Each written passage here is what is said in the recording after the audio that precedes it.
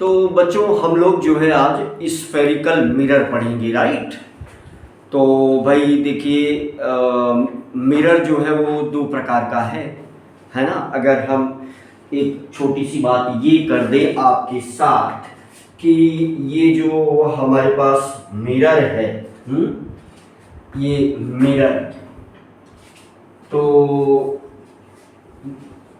Mirror जो है बच्चों, तो ये हमारे पास दो प्रकार का मिरर है। तो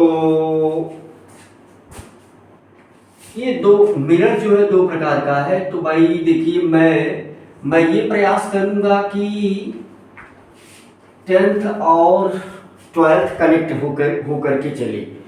मीन्स लाइट ऐसा इंटरेस्टिंग चैप्टर है कि जीरो से पढ़ना ही पड़ता है, और 12th वाला 9th वाला स्टूडेंट पढ़े तब भी उसे पूरी कहानी चाहिए, है ना।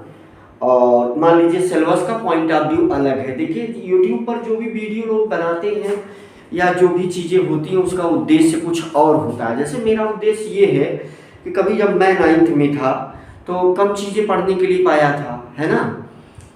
फिर बाद में देखिए 9th से लाइट वाला चैप्टर ही खत्म कर दिया गया, बल्कि क्लास 8th की एनसीईआरटी में लाइट वाला चैप्टर है ना। तो अब धीरे धीरे ऊपर वाला नॉलेज नीचे आ रहा है ना। ऊपर का नॉलेज जो है वो नीचे शिफ्ट हो रहा है, डेवलपमेंट का ये नियम है। तो मेरा भी ये मानना है अगर कोई 9th का लड़का दिमाग लगाएगा तो सब पढ़ सकता है। अब आप कहोगे गुरुजी क्या उसको वेक्टर मैथमेटिक्स आएगी 9th वाले स्टूडेंट को? तो भाई वेक्टर मैथमेटिक्स का जो जुगाड़ है उसको हम करेंगे ना, कुछ कुछ तो बता भी दे रहे हैं। और जो वेक्टर मैथमेटिक्स का जो जुगाड़ है, जब कोई लड़का पीछे पड़ेगा तो ऐसा तो होगा नहीं कोई एक दिन में पढ़ लेगा।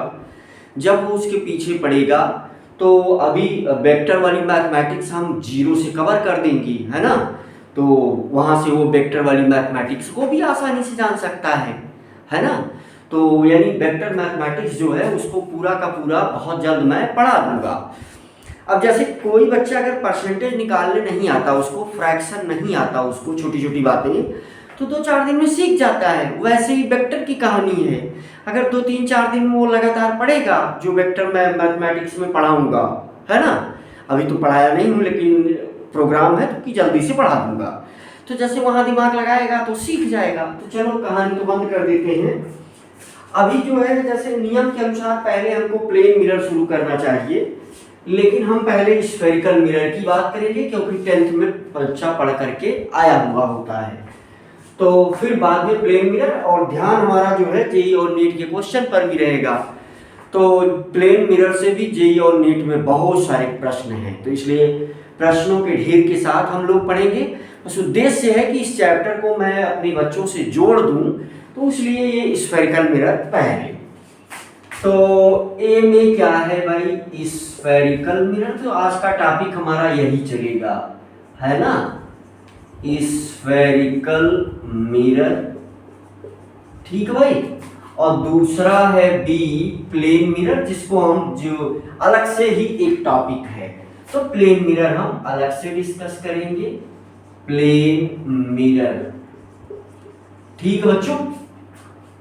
तो कुल मिलाकर के ये है। तो हमारी हेडिंग ही आज की है स्फेरिकल मिरर। तो अच्छा, वो 9th वाली बातें सब बच्चे जानते भी हैं। वन लाइनिंग डिफिनीशन भी जो है, अगर मैं 9th को भी इसमें शामिल कर रहा हूं तो वन लाइनिंग डिफिनीशन भी देना हमको चाहिए। तो मैं ऐसा क्या कह देना चाहता हूं, मैं ये कह देना चाहता हूं कि आज की हेडिंग यही है। आज की हेडिंग क्या है, स्फेरिकल मिरर। अभी के लिए आप प्लेन मिरर को भूल जाओ। लोग सोचेंगे कि गुरुजी पहले ये प्लेन पढ़ाना चाहिए था। बच्चा ज्यादा से ज्यादा बच्चे 10th में जो है वो स्फेरिकल मिरर पढ़ करके आए होते हैं। प्लेन मिरर पर चूंकि 10th वगैरह में सवाल है नहीं, लेकिन यहाँ है। यहाँ पर आपको आपसे अच्छे अच्छे सवाल बनेंगी, तो वो भी कहीं ना कहीं जानकारी होनी चाहिए। तो प्लेन मिरर डीप में चलेगा। इस प्लेन मिरर के विषय में क्लास 10th में छोटी छोटी मोटी मोटी बातें 1-2 कर दी गई हैं। सवाल पर चर्चाएं कम हुई हैं, लेकिन यहाँ पर ये भी अपने आप में एक बड़ा टॉपिक होगा। और इस टॉपिक को समझने के लिए, स्फेरिकल मिरर को समझने के लिए कुछ छोटे छोटे पॉइंट को जानना आवश्यक होगा। तो हम उसी छोटे छोटे पॉइंट में चीजें क्लियर करेंगे। तो मैं पॉइंट वाइज यानी हेडिंग यही हो गई, तो सब कुछ मिटा करके हेडिंग ले लें, चाहो तो ऐसा भी कर लो, चाहो तो देखो डायरेक्ट। तो यहाँ पहली बात ये जानना है स्फेरिकल मिरर क्या है। तो कोई स्फीयर ले लो, बॉल ले लो, और बॉल से उसका कोई एक पार्ट कट करो। अब देखो लैंग्वेज में सारी बातें नहीं निकल पाएंगी तो चित्र में निकल जाएंगी, है ना। और ट्राई ये करूंगा कि मोटी मोटी हर बातें आपकी समझ में आ जाए। चलो, तो पहले पॉइंट में मैं बच्चों क्या कर रहा हूं, पहले पॉइंट में दो स्फीयर ले रहा हूं। देखो एक स्फीयर ये हो गया और एक स्फीयर ये हो गया। अभी के लिए तो ये टॉपिक बंद है, यही वाला चलेगा आज। तो चलो दिमाग लगाते हैं। तो फिर मैं ये कह दिया बच्चों कि ये गोला है, बॉल है, ये सर्कल नहीं है। मैंने ये दो क्या बनाए हैं, बॉल बनाए हैं, ये सर्कल नहीं है। वैसे तो 12th में पढ़ाने के लिए इन चीज़ों को स्किप भी कर दिया जाता है, लेकिन मैंने कहा है कि 9th से बच्चा देखना चाहेगा तो समझ जाएगा। तो क्या ही बात है, मोटे मोटे पॉइंट है, जल्दी से डिस्कस कर देते हैं यार। तो चलो, तो मिरर आप जानते हो कि चलो मैं इसका जो है एक पार्ट ये काट दे रहा हूँ, ये यहाँ से लेकर के यम एन। तो इस पॉइंट का नाम रख दिया मैंने यम, इस पॉइंट का नाम रख दिया यन। अब यहाँ पर इसके बाहर अब ये मैंने बना दिया क्या, दिमाग लगाओ भाई, ये मैंने बना दिया मिरर बना दिया। और अगर बच्चे समझ रहे हैं तो ये कॉन्केव मिरर बन गया। अब इसका कोई एक सेंटर है बच्चों, इसका भाई कोई भी बॉल होगा तो उसका एक सेंटर होगा। अब चलो यहां से मैंने ये यम एन इस बार ये काट दिया, यम एन ये काट दिया, यहाँ यम है यहाँ एन है ना। अब फिर इसको अगर मिरर बनाना है तो एक साइड में पॉलिश करना होगा, तो देखो ये पॉलिश कर दिया। तो कुल मिलाकर के अगर हम दिमाग लगाएं तो देखो यहां से हमें क्या मिल रहा है, कॉन्केव मिरर, और ये यही जो है सेंटर ऑफ कर्वेचर है, इसका भी एक सेंटर होगा, इसका भी एक सेंटर होगा, है ना। तो अगर हम दिमाग लगाएं तो यहां इसका भी एक सेंटर है सी, ठीक भाई। अब इसी पार्ट को हम कट करके निकाल लेते हैं, इसी पार्ट को हम कट करके निकाल लेते हैं। कैसे निकाल लेते हैं भाई, तो यही निकाल दें, चलो यही निकाल देते हैं। तो ये वाला पार्ट जो है ये कट करके निकाल दिया गया। ये है हमारे पास यम, ये है हमारे पास यन, और ये बाहरी साइड इसकी क्या है, पॉलिश है, ठीक है। अब देखो इसका सेंटर ऑफ कर्वेचर तो यही रहेगा। अच्छा यहां वाला मामला क्या है, इसको कट करके निकाल दिया ये भाई, देखो ये, और ये पॉइंट है यम, ये है यन। तो हमने पॉलिश वाला पार्ट इस समय अंदर वाला है। अच्छा तो अगर हम बात करें तो ये वाली जो है रिफ्लेक्टिंग सरफेस यही है, रिफ्लेक्ट, ये देखो इस तरफ है इसमें और इस तरफ है भाई इसमें, तो इसे हम क्या बोलेंगे भाई, ये सरफेस है रिफ्लेक्टिंग सरफेस, ये सरफेस क्या है, रिफ्लेक्टिंग सरफेस, रिफ्लेक्टिंग सरफेस है ये, है ना, रिफ्लेक्टिंग सरफेस है। मुझे लग रहा है कि बातें बहुत ही क्लियर है। और ये वाला जो है ना, ये जो बन गया, कौन सा मिरर बन गया, ये स्फेरिकल मिरर ही दो टाइप का होगा, स्फेरिकल मिरर दो टाइप का होगा। तो एक होगा कॉनकेव मिरर, कॉनकेव मिरर, अच्छा, दूसरा वाला होगा ये वाला कॉन्वेक्स मिरर। कॉन्वेक्स मिरर, अब कॉनकेव मिरर कॉन्वेक्स मिरर क्या है, तो यू कैन से कि इसका जो है कॉनकेव मिरर और कॉन्वेक्स मिरर की डिफिनीशन एक शब्द में क्या है कि इसका रिफ्लेक्टिंग सरफेस अंदर की तरफ होता है और इसका रिफ्लेक्टिंग सरफेस बाहर की तरफ होता है ना। तो अगर कोई पूछे कॉनकेव मिरर क्या है, तो रिफ्लेक्टिंग सरफेस इनवर्ड डायरेक्शन में है, और यानी कोई हमसे अगर ये कह दे कि भाई कॉनकेव मिरर क्या है, तो हम क्या कह देंगे कि इसका जो रिफ्लेक्टिंग सरफेस है, मेरे ख्याल से दिख रहा है भाई, इसका जो रिफ्लेक्टिंग सरफेस है वो इनवर्ड है। रिफ्लेक्टिंग सरफेस क्या है, इनवर्ड डायरेक्शन में बेंड है ना, इनवर्ड डायरेक्शन, ये इनवर्ड डायरेक्शन, इसका जो रिफ्लेक्टिंग सरफेस है वो bend inward direction, tilted inward direction, मैं क्या लिख सकता हूं, टिल्टेड इनवर्ड डायरेक्शन, है ना।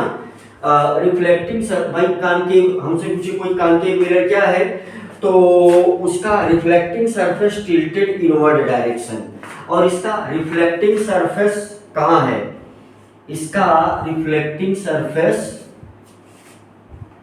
टिल्टेड आउटवर्ड डायरेक्शन, है ना, reflecting surface tilted outward direction. तो अब ये बेसिक सी बात हो गई, यानी अब इसमें क्या ही समझ दिया जाए, कॉनकेव मिरर कॉन्वेक्स मिरर, मुझे लग रहा है इतने से बच्चों को क्लियर हो जाएगा। अब चूंकि बहुत सारी बातें करना है तो इसलिए फटाफट हम आगे बढ़ते चलेंगे। जैसे अब एक पॉइंट आपको ये जानना है, दोनों सिचुएशन में, चाहे ये हमने बना दिया क्या कॉनकेव, है ना, और ये बना दिया हमने क्या, देखो दिमाग लगाओ, ये बना दिया कन्वेक्स। अब चलो एक लाइन जल्दी से हम बना देते हैं, एक लाइन अगर हम जल्दी से ऐसे बना देते हैं, और ये क्या है भाई, ये है यमियन और ये क्या है यमियन, तो ये यमियन क्या है, अपर्चर है, ये यमियन क्या है, तो यहाँ पर सिंपल सी बात है कि ये यमियन जो है, यमियन क्या है, यमियन इज इक्वल टू यही अपर्चर है, यमियन ही क्या है, अपर्चर है, सब बच्चे जानते हैं, अधिक समय नहीं देना है। अच्छा, इसे ही हम क्या बोलेंगे, दोनों के लिए यही है हमारी प्रिंसिपल एक्सिस, प्रिंसिपल एक्सिस। तो जल्दी से पॉइंट को निपटा लेते हैं। अब देखो इसका सेंटर ऑफ कर्वेचर तो यही रहेगा ना भाई, यही है क्या, सेंटर ऑफ कर्वेचर, यहां पर है ना, यहां पर ये है centre of curvature, centre of curvature, तो यही सी है, यही सी है। अच्छा, ये जो पॉइंट है, ये जो पॉइंट है, इसे ही हम क्या बोलते हैं, पोल बोलते हैं, इस पॉइंट को भी और इस पॉइंट को भी हम पोल बोलते हैं, और इस पोल को किससे रिप्रेजेंट करते हैं, पी से, यानी जो डिस्टेंस की मेजरमेंट की जाएगी वो फ्रॉम पोल की जाती है। तो यहां पर एक पॉइंट और लिख लिया जाएगा कि आर डिस्टेंस है ना, R distances are measured from pole, है ना। तो ये बात याद रखने वाली है, आर डिस्टेंसेज, सभी दूरियां are measured from pole, in case of spherical mirror। अब सभी को पता है कि भाई ये स्फेरिकल मिरर, सभी बच्चों को पता है कि ये स्फेरिकल मिरर दो टाइप का है, कॉनकेव और कन्वेक्स, है ना। स्फेरिकल मिरर कितने टाइप का है? स्फेरिकल मिरर को हम यहाँ कितने टाइप में पढ़ेंगे? एक तो पढ़ेंगे कॉनकेव मिरर है ना, कॉनकेव मिरर, और दूसरा है कन्वेक्स मिरर। ठीक है भाई, तो ये बहुत मोटी मोटी बातें हैं, तो ऐसा जो है आप समझ सकते हैं। अच्छा, प्रिंसिपल एक्सिस लिख दिया गया है, प्रिंसिपल एक्सिस लिख दिया गया है ना, और सेंटर ऑफ कर्वेचर पोल, है ना। तो डिफिनीशन तो मेरे ख्याल से बच्चे सब दे लेंगे, लेकिन मैंने प्रॉमिस किया था कि मैं 9th से ही बात करूंगा। तो प्रिंसिपल एक्सिस है ना, लाइन पासिंग फ्रॉम, अगर जैसे चलो कुछ पॉइंट लिखते भी चलते हैं, तो यमन जो है अपर्चर है। अगला पॉइंट ये याद रखना है कि जितनी भी दूरियां मेजर की जाएंगी वो कहाँ से मेजर नापी जाएंगी? तो सारी दूरियां बच्चों वो मेजर की जाएंगी फ्रॉम पोल से। तो यही पॉइंट P है, तो मेरे ख्याल से बता दिया गया। अच्छा, तो चलो जैसे मान लो कोई कह दे डिफाइन करने के लिए, तो हम क्या कह देंगे कि straight line passing from pole, straight line passing from pole, है ना। अब पोल से मतलब ऐसा बोले तो ज़्यादा बेटर रहेगा, है ना। अब प्रिंसिपल एक्सिस को कैसे डिफाइन करें? By centre of curvature to pole, है ना, centre of curvature to pole. तो पहले सेंटर ऑफ कर्वेचर ही चाहे डिफाइन कर दें, तो चलो यही लिख देते हैं, centre of curvature, centre of curvature is the center of sphere, center of curvature is the center of sphere is the center of sphere from which this mirror is bisected, है ना। This from which this mirror from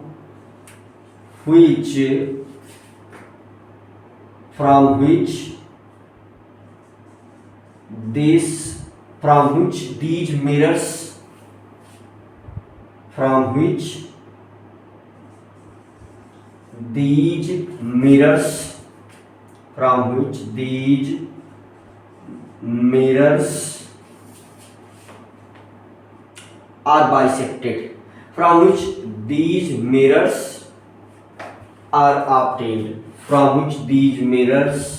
are obtained, देखो मैं जो लिखा हूं जल्दी से आपको बता देता हूं कि centre of curvature is the centre of sphere. देखो इस स्फीयर से ये कॉनकेव मिरर प्राप्त किया गया, तो इसका जो सेंटर है वही सेंटर ऑफ कर्वेचर है ना। तो यही क्या है? सेंटर ऑफ कर्वेचर है, तो यही सेंटर ऑफ कर्वेचर है। चलो, तो बहुत छोटी छोटी बातें हैं। अगर जैसे कोई प्रिंसिपल एक्सिस कहे तो ए straight line passing from infinity curvature, है ना, centre of curvature and pole, है ना, ए straight line passing from centre of curvature, चलो लिख देते हैं, ए straight line passing from infinity to center of curvature, infinity to center of curvature, from infinity through center of curvature to pole, from infinity through centre of curvature to pole is known as principal axis। देखो भाई, ये सब बातें आप भी बना करके अच्छा लिख सकते हो। ये बहुत मोटी मोटी बातें मैं लिख रहा हूं, इसलिए इसमें सोचने वाली बात नहीं है। देखो, एक स्ट्रेट लाइन जो इन्फिनिटी से चल करके सेंटर ऑफ कर्वेचर से होते हुए पोल से गुजरती है, तो उसे ही प्रिंसिपल एक्सिस बोलते हैं। देखो, a straight line passing from infinity through centre of curvature to pole, है ना, to pole is known as principal axis. तो प्रिंसिपल एक्सिस मेरे ख्याल से आप समझ गए, है ना। अब रेडियस ऑफ कर्वेचर यही हो गया। अगर रेडियस ऑफ कर्वेचर को क्या बोलेंगे, आर बोलेंगे। तो radius of curvature is distance between pole, is distance between P and C, है ना। Distance between pole and centre of curvature is known as what, ये हो जाएगा आपका रेडियस ऑफ कर्वेचर। ठीक भाई। अब ये सारे छोटे छोटे पॉइंट हमको जानने चाहिए। चलो, ये सब हम मिटा दे रहे हैं, एक दो पॉइंट और हैं, फिर अपने काम की बात पर हम पहुंच जाते हैं, है ना। बस ऐसे छोटे छोटे पॉइंट हैं जिनको कि हम ऐसे जान ले। मेरे ख्याल से हर बच्चा अपर्चर समझ गया, है ना। तो यमियन ही क्या है, अपर्चर है। और मेरे ख्याल से प्रिंसिपल एक्सिस सब बच्चा समझ गया। और क्या समझ गया हर बच्चा, और समझ गया सेंटर ऑफ कर्वेचर क्या है, ये समझ गया। और चलो, एक छोटा पॉइंट यहाँ और समझते हैं। अभी दोनों के लिए बातें, मैं मान लीजिए एक ही फिगर बनाऊं तो आप दोनों के लिए समझ सकते हैं उसी चीज को। तो जैसे पॉइंट की बात यहाँ पर क्या होगी, पॉइंट की बात क्या होगी, तो भाई देखो बहुत सिंपल सी बातें हैं। पॉइंट की बात ये होगी कि जैसे मान लो अगर ये हमारा मिरर है, ये है यमियन, है ना। तो ये हमने क्या बना दिया, ये पॉइंट P से पास हुआ, ये इसका सेंटर ऑफ कर्वेचर है।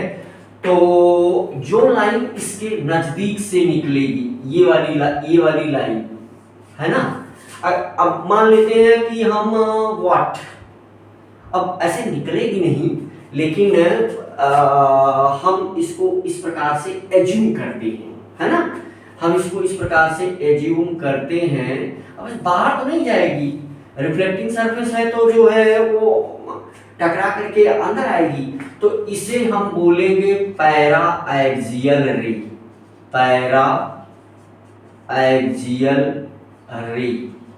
है ना, पैरा एक्सियल रीच। और जो दूर से निकले, नजदीक वाली तो ठीक है, चलो इसी के नीचे ये वाला भी बना देते हैं, तो सब दिमाग लगाओ। तो ये वाला बन गया, तो यहाँ पर ये इस प्रकार से ये हो गया प्रिंसिपल एक्सिस। ये क्या है, प्रिंसिपल एक्सिस। ये भी क्या है, प्रिंसिपल एक्सिस।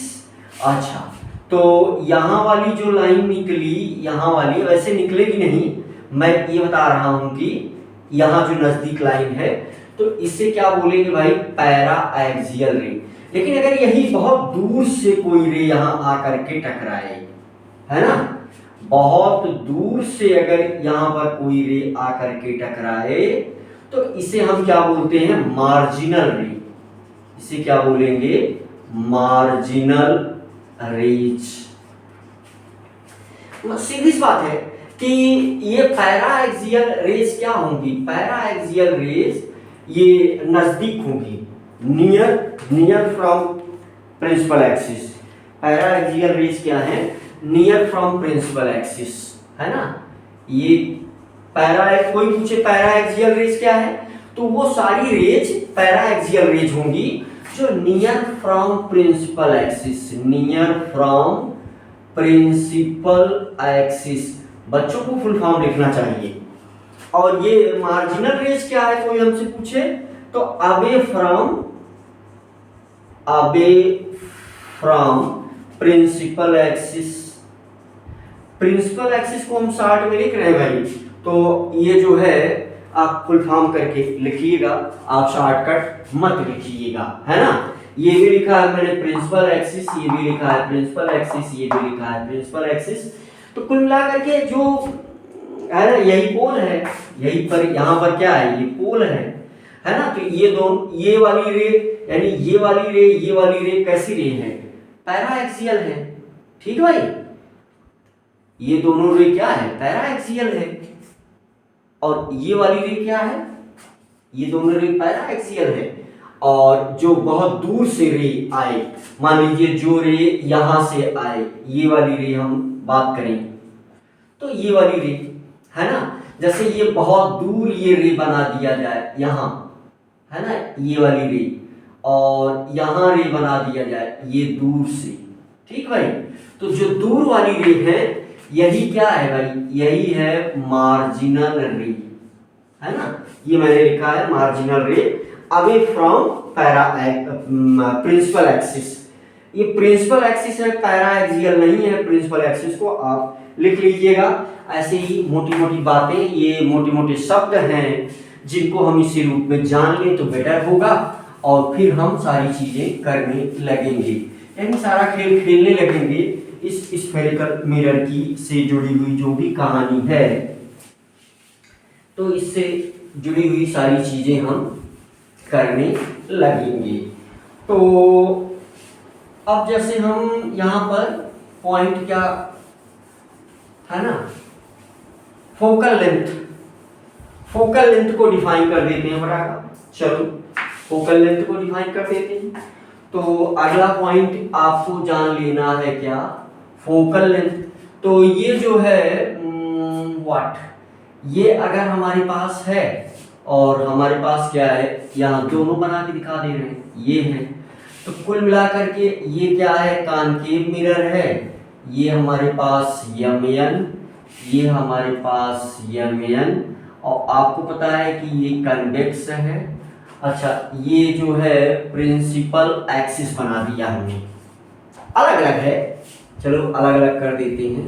ये मेरे ख्याल से चीजें दिख रही हैं आपको, है ना। तो ये प्रिंसिपल एक्सिस हमने बना दिया। अच्छा, ये वाला पॉइंट P हो गया, ये भी पॉइंट क्या हो गया, P हो गया। अब मामला ये है बच्चों, मैं ये कहना चाह रहा हूं कि अगर पैरेलल पैरा एक्सियल रे पास होती है ना, ये पैरेलल पैरा एक्सियल रे अगर पास होती है तो ये एक पॉइंट से आकर के गुजरेगी, है ना, ये वाला, है ना। तो ये यहां से जाकर के ऐसे, तो ये जिस पॉइंट को यहां ये कट कर रही है ये इसी का फोकस है, इसे हम क्या बोलेंगे, फोकस। अच्छा, सेम कहानी यहां पर भी है कि अगर ये लाइन इस प्रकार से जा रही है ना, इसके पैरेलल जा रही है, तो फिर इसका जो क्या होगा, रिफ्लेक्शन, है ना। तो ये इस प्रकार से कुछ इस प्रकार से रिफ्लेक्ट करेगी। देखो भाई, एरो बनाना है। अब ये बहुत मोटी मोटी बातें हम बता रहे हैं, लेकिन अब हमने प्रॉमिस किया था तो इसलिए बता रहे हैं। एरो बनाना बहुत आवश्यक है। तो इसको हम पीछे ये मिलती हुई प्रतीत होगी, मिलेगी नहीं, मिलती हुई प्रतीत होगी। तो ये जो पॉइंट है ये F है, इसे ही हम बोलेंगे फोकस। तो रे बना देते हैं, चलो रे बना दिया, ये रे है ना,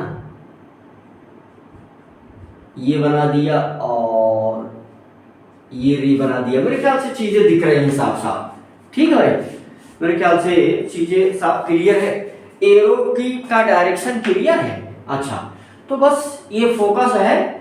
अब distance from pole to focus is known as focal length. क्या लिख दें? Distance from pole to what? Pole to focus. Distance from pole to focus is known as focal length। focal length is known as focal length। तो ये focal length की बात हो गई, यानी कुल मिला करके अगर यहाँ बना दें ये फोकल लेंथ जो है बना दें, तो ये फोकल लेंथ हो गई भाई।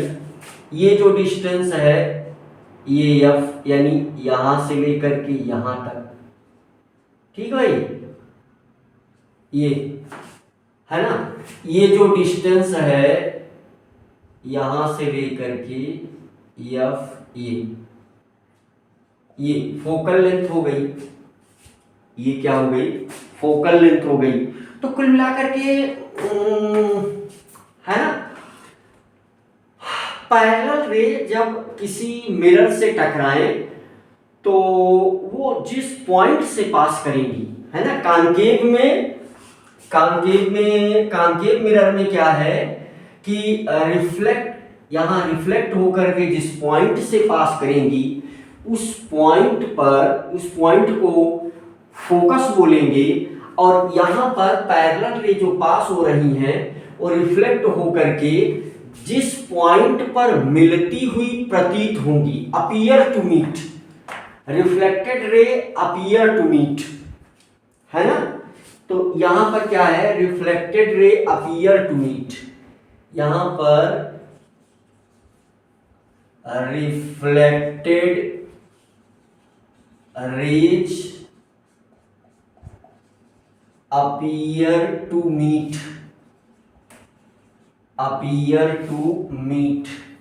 Reflected ray appear to meet. तो है ना, point at which reflected rays appear to meet, point at which reflected rays appear to meet is known as focus,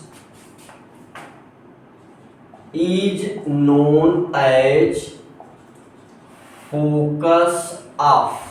अब ये तो प्रिंसिपल एक्सिस ही है दोनों के लिए, चलो यही लिख देता हूं। ये क्या है? प्रिंसिपल एक्सिस है भाई, ये वाला पॉइंट, ठीक है। तो मेरे ख्याल से चीजें is known as focus of mirror, is known as focus of, है ना। ये कन्वेक्स है, कन्वेक्स मिरर, फोकस ऑफ, तो हम वही लिख देते हैं भाई, convex mirror, focus of convex mirror. मेरे ख्याल से चीजें बहुत ही सरल हैं, इसलिए इसी फॉर्म में आप लिखें, इसी फॉर्म में आप याद करें। तो point at which reflected rays appear to meet is known as focus of convex mirror, ठीक भाई। तो बहुत मोटी मोटी बातें हैं, इसलिए अधिक समय देने के बजाय जल्दी से आप पॉइंट को समझ लें। अच्छा, और आगे बढ़ जाए तो यहां पर रिफ्लेक्टेड रेज, है ना, reflected rays meet at the point of principal axis, है ना। तो यहां पर क्या है? Reflected rays meet at the point.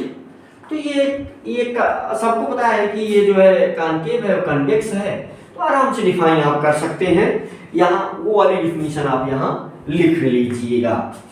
तो हमें क्या मिल गया? फोकल लेंथ मिल गया। अच्छा, ये जो है एक छोटा सा फार्मूला। अच्छा, हर छोटी छोटी बातें जो है वो क्लियर होती चलेगी अगर आप दिमाग लगाएंगे और मन से अगर आप पढ़ रहे हैं, तो हर छोटी छोटी बातें, मोटी मोटी बातें यहाँ क्लियर होती चलेगी। तो एक फार्मूला यहाँ पर होता है जो सब बच्चे जानते हैं, यानी वो क्या है, वो है कि F is equal to R by two, है ना। तो R क्या है, this is the radius of curvature. F क्या है ना, radius of curvature of spherical mirror. ये क्या है, radius of curvature of spherical mirror. अच्छा, ये वाली यहां वाली जो कहानी है, ये क्या है, फोकल लेंथ, है ना, focal length of spherical mirror,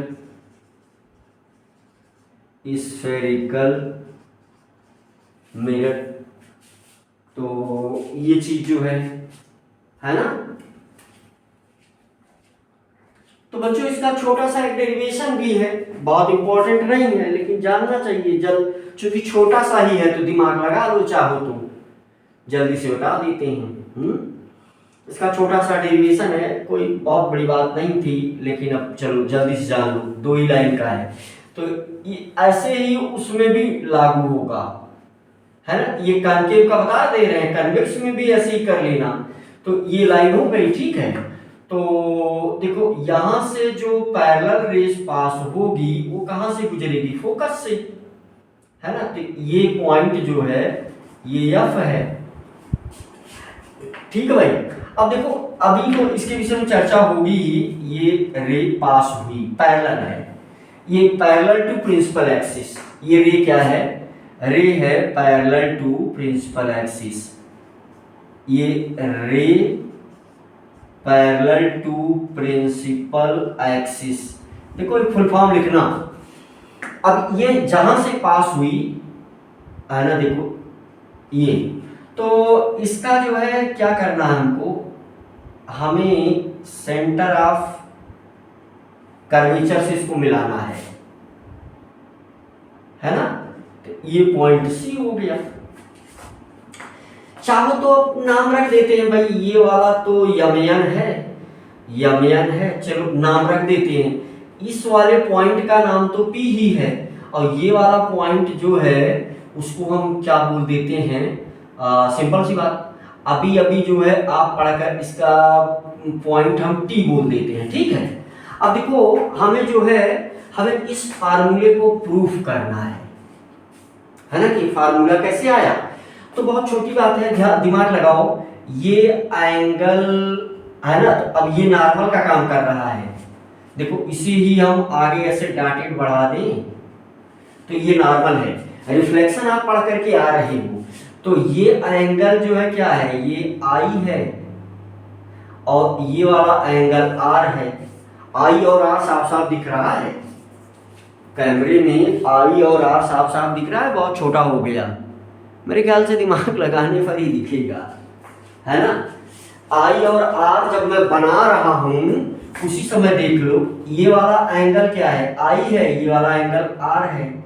और बड़ा फिगर बना दे, क्या दिख रहा है, ये I और R, हाँ, I और R। ये वाला एंगल क्या है, ये वाला एंगल है I, और ये वाला एंगल क्या है, R है, दिख रहा है। तो फिर से मैं लिख दिया भाई जानकारी के लिए। अब देखो जरा सोचो एक बात, जरा सा दिमाग लगाओ। तो ये जो एंगल है, अब देखो मैं सब पॉइंट जो है पॉइंट नोट कर दे रहा हूं। तो देखो ये भी एंगल किसके बराबर है, I के बराबर है। तो चलो यहाँ दो शब्द लिख ही देते हैं। देखो यहाँ पर सिंपली ये एंगल F, देखो ये FCT, angle FCT equal to angle I, equal to angle I, और यही इक्वल टू एंगल R भी है ना। देखो अब पुराना जो चीज पढ़ा करके चले आ रहे हैं, उम्मीद करेंगे कि वो बातें आपको पता है। अच्छा, ये एंगल I के बराबर क्यों है, तो यही बराबर R तो होता है। अच्छा, आपको नहीं लगता है, देखो दिमाग लगाओ, तो ये करिस्पॉन्डिंग एंगल है, क्यों है ये देख लो, ये कैसा एंगल है, सॉरी अल्टरनेट एंगल है, ये क्या है, करिस्पॉन्डिंग नहीं, अल्टरनेट एंगल है, इसीलिए दोनों बराबर है। तो इसका मतलब कि देखो ये R है और ये I के बराबर हो गया, इसका मतलब ये एंगल इक्वल हो गया। अब तुम यहाँ ट्रायंगल देखो दिमाग लगा करके, CTF ट्रायंगल ले लो, CTF, तो I और R इक्वल है, इसका मतलब देखो चूंकि I और R इक्वल है, angle I equal to angle R, इसका मतलब क्या होगा, CF is equal to FT, इसकी मीनिंग क्या होगी, CF is equal to FT, CF is equal to FT। अब देखो चूंकि यमन अपर्चर बहुत स्मॉल है, देखो यहां क्या लिखा जाएगा कि अपर्चर यमन है ना, यहां लिखा जाएगा अपर्चर यमन इज वेरी स्मॉल, देखो यमन जो अपर्चर है बहुत छोटा है। अब ये नई बात है, गुरुजी का है बहुत छोटा है, भाई जो स्टडी की गई है तो यही माना गया है कि अपर्चर बहुत कम है। तो अगर यमन अपर्चर बहुत छोटा है तो TP के नजदीक होगा, है ना, अपर्चर यमन is very small, then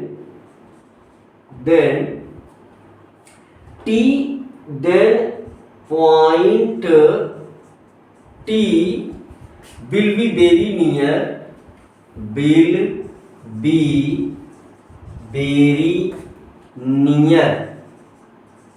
to P, है ना। जब T P के बहुत नजदीक हो जाएगा तो उस सिचुएशन में हम क्या कह सकते हैं कि FT is equal to FP, देखो FT is equal to FP is equal to CF। अब देखो CP ही तो R है, CP is equal to R, CP is equal to R, और PF is equal to F and PF is equal to F, है ना। तो simple सी बात है कि F इज इक्वल टू, अब देखो CP जो है, CP क्या है, CP is equal to CF plus FP, तो यहां से सिंपल यानी F is equal to R/2। तो ये छोटा सा ऐसे इंफॉर्मेशन टाइप का ये रिलेशन था जिसको जल्दी से हमने आपके साथ शेयर किया। देखो सारे पॉइंट लिखे गए हैं, अगर तुम्हें पहली बार नहीं समझ में आया है तो ये सारा एक्सप्रेशन पढ़ करके देखो, रीजन तलाशो, तुम्हें खुद ही क्लियर हो जाएगा, है ना। तो ये पढ़ करके एंगल और रीजन को तलाशोगे तो तुम्हें खुद ही क्लियर हो जाएगा। ये छोटा सा डेरिवेशन था जिसमें हम पहुंच गए, है ना, इस पॉइंट पर। अब चूंकि स्फेरिकल मिरर हम पढ़ रहे हैं और बच्चे 10th में इसको पढ़ करके आए हुए होते हैं, इसलिए फटाफट इसका रिवीजन हो जाए आपको, तो बस यही इतना था मामला इसको बताने का भी। तो जैसे साइन कन्वेंशन भी बच्चे जानते हैं सारी चीजें, तो बस मुझे एक बार बस पॉइंट के फॉर्म में आगे बढ़ाते जाना है। तो चलो बढ़ा दे रहे हैं थोड़ा और, तो पॉइंट के फॉर्म में सारी बातें मोटी मोटी करते जाना है। अच्छा गुरुजी 9th वाला बच्चा कैसे इसको पकड़ पाएगा, भाई दिमाग लगाएगा तो निश्चित रूप से पकड़ लेगा। भाई देखो हमारा चैलेंज क्या है, हमारा चैलेंज ये है कि ऊपर क्लास की चीजें छोटे क्लासों में धीरे धीरे शिफ्ट हो रही हैं, भाई डेवलपमेंट का ये नियम है। कभी यानी किताबें जो हैं वो टफ हो रही हैं या सरल हो रही हैं। देखो ये मिथ है कि लोग कहते थे कि पहले किताबें टफ हुआ करती, पहले कैसे टफ हुआ करती थी, पहले कोई डेवलपमेंट ही नहीं था। आज जितना जटिल मोबाइल आया है, जितना कॉम्प्लिकेटेड मोबाइल है, जितना बढ़िया मोबाइल है, पहले इतना बढ़िया मोबाइल कहाँ था। तो डेवलपमेंट अभी हुआ है, अभी की किताबें टफ हैं, यानी ऊपर की चीज़ें नीचे आ रही हैं। तो ये जो मैंने यहाँ पर लिखा है 9th to 12, तो 12th वाला लड़का अब डिमोटिवेट उसको नहीं होना चाहिए कि गुरुजी थंबनेल में क्या लिख बैठे हैं 9 to 12, है ना। गुरुजी थंबनेल में जो लिख बैठे हैं उसका गुरुजी का कुछ इरादा है। मतलब इरादा क्या है, अगर 9th का बच्चा बहुत तकलीफ लेगा, दिमाग लगाएगा तो पढ़ ले जाएगा, है ना भाई। थोड़ा पेन लेना पड़ेगा उसे, क्योंकि वेक्टर वाली चीज़ें पढ़ना पड़ेगा और चीज़ें थोड़ा सा देखना पड़ेगा। हाँ, यहाँ पर अगर हम बात कर लें, अगर थोड़ा सा वेक्टर वही समझ जाएगा तो 9th वाला भी चाहे तो पढ़ ले, है ना। नहीं तो ये पढ़ाया 12th के लिए ही जा रहा है ना। अब 9th वाला बच्चा डीमोटिवेट ना हो कि 12th के लिए गुरुजी पढ़ा रहे हैं, नहीं, तुम चाहोगे तो पढ़ लोगे। चलो इस पर मैं ज़्यादा चर्चा नहीं करूँगा, अगले कुछ पॉइंट देखो। तो मैं पहुँच गया हूँ अगले कुछ पॉइंट पर। चलो इसको मिटा देते हैं, तो जल्दी जल्दी से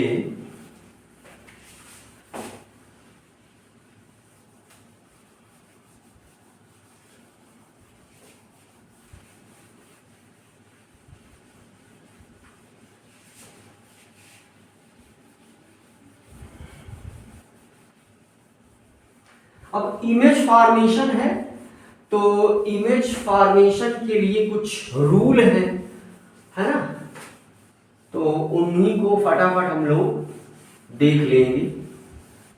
तो है ना, इमेज जो है, इमेज का फॉर्मेशन, यानी इमेज का फॉर्मेशन कहाँ होगा, at the intersection of reflected rays, है ना।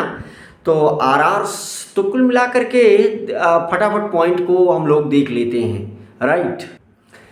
तो अगली हेडिंग हमारी क्या है, रूल्स टू ट्रेस। अगली हेडिंग हमारी क्या हो जाएगी, देखो फटाफट, हेडिंग हमारी हो गई rules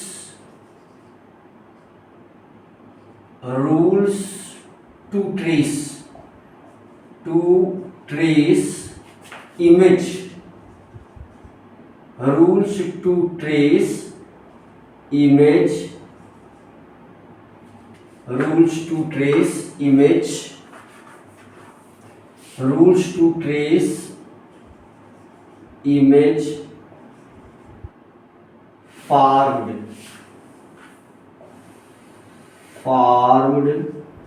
by spherical mirror, spherical mirror.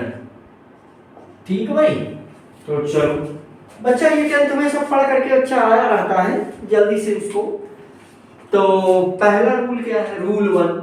गुरुजी ये रूल कहाँ से मिले, वैज्ञानिकों ने एक्सपेरिमेंट करके बनाए। तो हमको क्या करना होगा गुरुजी, हमको इसको याद कर लेना पड़ेगा। कैसे याद होगा, ये लाइन वाइन खींचना, 1-2 बार खींचोगे, 10th में ही सब बच्चे को याद रहता है। 9th वाले के लिए कठिन है, नहीं कठिन है, बस एक बार देखो, बस ये रूल है तो याद ही करना होगा। कैसे बनाए गए, वैज्ञानिकों ने एक्सपेरिमेंट करके बनाया, है ना। हम भी रूल बना सकते हैं भाई, एक्सपेरिमेंट करोगे तो बनाओगे, जब तक एक्सपेरिमेंट करने लायक नहीं हो तब तक जो वैज्ञानिकों ने बनाया है उसको पढ़ो। तो रूल क्या है मामला देख लो। पहला रूल ये है कि अगर ये हमारे पास छोटी, क्योंकि ये सब आप जानते हो, अगर हमारे पास ये, चलो एक ही साथ बना, अच्छा अलग अलग, चलो अलग अलग, ये है हमारे पास अलग अलग, चलो भाई अलग अलग, ये है, ये क्या है, यमन, अपर्चर क्या है, यमन। अब अगर पैरेलल कोई रेज आ रही है, पहला रूल क्या है, पैरेलल रेज आ रही है, तो वो जहां से पास होगी प्रिंसिपल एक्सिस का वो जो पॉइंट है वही फोकस है ना। अब यहाँ ये प्रिंसिपल एक्सिस है, तो अगर पैरेलल रेज आई तो ये रिफ्लेक्ट होगी, ऐसे रिफ्लेक्ट होगी। तो ये जहां पर मिलती हुई, अपीयर टू मीट, मिलेगी नहीं, अपीयर टू मीट, तो ये इसका फोकस हो जाएगा, है ना। ये अपीयर टू मीट है भाई, तो ये पहला रूल हो गया। यानी रूल क्या है, रूल ये है कि प्रिंसिपल एक्सिस के पैरेलल अगर कोई रे पास हो रही है, उस कोई रे जा करके मिरर से स्ट्राइक कर रही, टकरा रही है, तो वो प्रिंसिपल एक्सिस के जिस पॉइंट से क्रॉस करेगी वो पॉइंट ही फोकस होगा, है ना। यही पॉइंट क्या है, फोकस है। यही पहला रूल है, ठीक है। तो दिमाग लगा लो, दिमाग लगा लो। रूल दूसरा क्या है, रूल दूसरा ये है कि रूल सेकंड सब ये रूल रटने हैं, हाँ भाई, इसके अलावा और कोई चारा नहीं है, तो दिमाग लगाओ। तो ये हो गया हमारे पास मिरर हो गया, और ये हो गया हमारे पास प्रिंसिपल एक्सिस, और ये मान लो कि इसका क्या है, फोकस है। तो सिंपल सी बात है कि जो भी है ना फोकस से पास करेगी, अगर रे फोकस से पास करेगी तो फिर इसके पैरेलल हो जाएगी, है ना। अगर ये फोकस से पास करेगी तो प्रिंसिपल एक्सिस के पैरेलल हो जाएगी। ये रे इसके पैरेलल है ना। ये पॉइंट कौन सा है, P है, सभी बच्चे जानते हैं पॉइंट कौन सा है, P है। ये पॉइंट कौन सा है, P है ना। अगर फोकस से पास, ये पॉइंट कौन सा है, F है, यानी F से पास होगी तो पैरेलल हो जाएगी। यहाँ वाली कहानी में क्या रहेगा, यहाँ वाली भी कहानी में वही रहेगा कि अगर फोकस पर मिलती हुई प्रतीत मिलेगी, नहीं मिलेगी तो है ही नहीं, ये F है, तो इस प्रकार से इस पर, है ना, स्ट्राइक करे यहाँ से। अब ये होगी तो है ही नहीं, मिलती यहाँ से हमें लगे कि ये मीट करेगी, तो यहाँ से ये क्या हो जाएगी, पैरेलल हो जाएगी इसकी, इस प्रकार से निकल जाएगी, है ना। सभी पर आप अविलंब नॉर्मल, सभी पर आप नॉर्मल ड्रा कर सकते हैं। नॉर्मल ड्रा कर दे, देखो ये वाला जो है ये क्या है, यहाँ का ये नॉर्मल है भाई, ये नॉर्मल है। यहाँ पर नॉर्मल ड्रा करो, यहाँ पर नॉर्मल ड्रा करो, ये क्या है, ये नॉर्मल है ना। ये क्या क्या बन रहा है भाई, नॉर्मल है ये, नॉर्मल। अब कहीं जाकर के प्रिंसिपल एक्सिस पर मिलेगा, यहां पर नॉर्मल ड्रा करें, ये जो है देखो ये नॉर्मल है, यानी ये वाला पॉइंट C होगा, ये वाला पॉइंट C होगा, ठीक है। अब अगर नॉर्मल की बात कर ले, चलो नॉर्मल, यानी ये वाला पॉइंट C होगा, ये नॉर्मल है, ठीक भाई। तो मेरे ख्याल से चीजें बहुत ही क्लियर है। तीसरा रूल ये है कि अगर तीसरा रूल ये है बहुत सरल कि अगर सेंटर ऑफ कर्वेचर से कोई भी पास करेगी तो उसी डायरेक्शन में वापस लौट आएगी। तो रूल नंबर 3 क्या याद करेंगे हम लोग, रूल नंबर 3 याद करेंगे कि अगर ये हमारे पास क्या है, रूल नंबर 3 ये याद करेंगे तो ये है हमारे पास प्रिंसिपल एक्सिस, और ये है हमारे पास कहीं ना कहीं क्या, सेंटर ऑफ कर्वेचर C है ये। तो अगर कोई रे ऐसे गई तो ये जैसे जाएगी उसी डायरेक्शन में वापस चली जाएगी, है ना।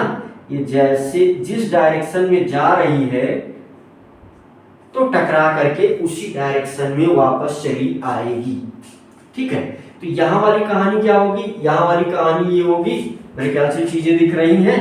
यहाँ वाली कहानी क्या हो जाएगी, यहाँ वाली कहानी ये हो जाएगी कि अगर ये सेंटर ऑफ कर्वेचर पर मीट करती हुई, है ना,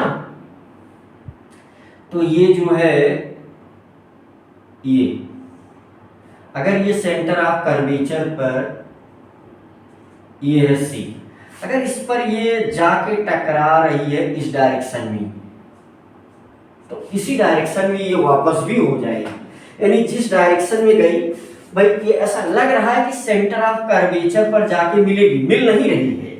अगर ऐसे ये जाकर के रे टकराती है, ये सारी कौन सी रे है, सब इंसिडेंट रे, है ना। ये कौन सी रे, इंसिडेंट रे, ये कौन सी रे, इंसिडेंट रे, है ना। ये वाली कौन सी रे, रिफ्लेक्टेड रे, है ना। ये वाली कौन सी रे, रिफ्लेक्टेड रे। अब ये सब बच्चे जानते हैं। जो आगे बढ़ने वाला एरो है यानी ये वाला इंसिडेंट रे है, और जो ये वापिस से आ रहा ये वाला रिफ्लेक्टेड रे है। फुल फॉर्म लिखिएगा, ठीक भाई। ऐसे यहां पर भी देखो, ये वाली कौन सी रे है, इंसिडेंट रे है। ये कौन सी रे है, रिफ्लेक्टेड रे है। ये क्या है, प्रिंसिपल एक्सिस है। ये वाला पॉइंट क्या है, पोल है ना। फोकस है, सेंटर ऑफ कर्वेचर है। तो वो सब बहुत मोटी मोटी बातें। ये 3 रूल हो गए। एक रूल और है गुरुजी, चौथा रूल, ठीक भाई। एक रूल और है, जल्दी से वो भी देख लें आप। तो उसके बाद फिर आप इमेज का फॉर्मेशन कर सकते हैं। 10th में बच्चे सब बनाए दिए हैं। इसी को ऐसे ही बार बार प्रैक्टिस कर लेने से चीजें क्लियर हो जाएंगी, और हम लोग जो है इमेज कहाँ बनेगी इसको बहुत आराम से कर लेंगे। बोर्ड में ऐसे क्वेश्चन अभी भी पूछे जाते हैं कि इमेज कहाँ बनेगी। अच्छा, ये चीज पता होने से साइन कन्वेंशन भी जो है बहुत आराम से क्लियर हो जाता है, राइट। तो 3 रूल हम लोगों ने देख लिए हैं। एक रूल और है, जल्दी से उसको भी देख लो। चौथा रूल 2 तरीके से बच्चों किताबों ने बनाया है, जल्दी से देख लो आप। तो ये रूल नंबर 4 हो गया भाई, रूल नंबर 4। तो बहुत बहुत मोटी मोटी बातें, जल्दी जल्दी देखो। ये है हमारे पास, मेरे ख्याल से दिखता है, ये हमारे पास क्या है, ये बन गया हमारा कॉनकेव मिरर, ये प्रिंसिपल एक्सिस। भाई ये कहा जा रहा है, क्या कहा जा रहा है कि अगर कोई रे आकर के यहाँ टकराती है, ठीक है भाई, तो वो इस प्रकार से निकलेगी। ये रे आकर के टकराई, ये रिफ्लेक्टेड रे, ये इंसिडेंट रे, ये रिफ्लेक्टेड रे, ठीक है। तो यहां पर आप क्या करोगे, यहां पर आप ड्रा करोगे नॉर्मल, है ना। ये है सी। अब ये नॉर्मल का ही काम कर रहा है, तो यानी ये वाला एंगल क्या है, आई, और ये वाला एंगल क्या बनेगा, नॉर्मल से ये वाला एंगल, दिमाग लगाओ, ये वाला एंगल आर है। ऐसे ही उसमें भी है, ऐसे ही इस दूसरे वाले में भी है, देख लो। ये वाला हमारा कन्वेक्स हो गया, और ये यहां पर है, और कहीं पर भी अगर आ करके, कैसे आ करके अगर टकरा रही है, मान लीजिए ऐसे कोई रे जा करके टकराई, तो ये ऐसे निकल जाएगी, देख लो, ऐसे कुछ निकल जाएगी, ठीक भाई। तो यहां से ये इंसिडेंट नॉर्मल कैसे बनेगा, यहां कहीं नॉर्मल ये बनेगा, चलो यहां बना, ये सी है, तो ये किसका काम करेगा, नॉर्मल। तो यहां से ये I is equal to R, angle I is equal to are.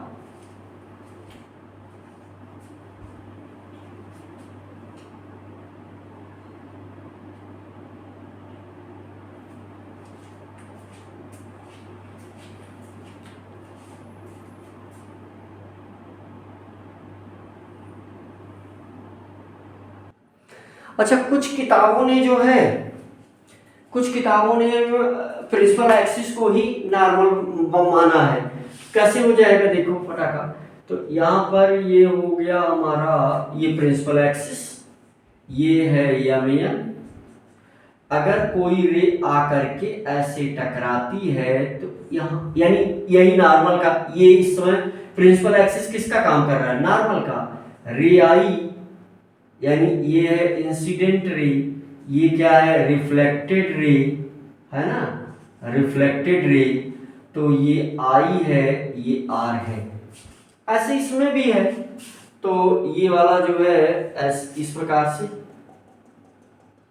तो यहां से अगर कोई ये रे इस प्रकार से आकर के टकरा रही है, तो ये इस प्रकार से वापस हो जाएगी। नॉर्मल की कहानी यही है, ये है ना, तो ये इंसिडेंट रे, ये रिफ्लेक्टेड रे, ये एंगल आई और ये एंगल आर। ठीक भाई, तो 4 रूल है, इसी 4 रूल का यूज करके हम लोग जो है इमेज आराम से बना सकते हैं। तो इमेज की कहानी को हम ऐसे ही आराम से समझ सकते हैं। मोटे मोटे पॉइंट को आज हम लोगों ने देख लिया है, राइट।